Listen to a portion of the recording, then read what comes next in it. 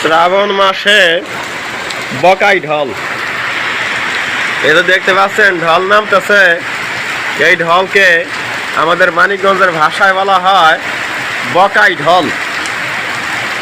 বন্ধুরা দেখতে থাকুন, ওই যে উপরে নারিকেল গাছ, একেবারে নারিকেল গাছের মাথা ছাপিয়ে কি ভঙ্গিমায় এই বকাই ঢল হয়ে যাচ্ছে। বন্ধুরা ওই যে দূরে দেখতে পাচ্ছেন ফসলের মাঠ বর্ষার পানিতে প্লাবিত, সেই পানির উপরে বৃষ্টির বড় দানার ফোঁটা কিভাবে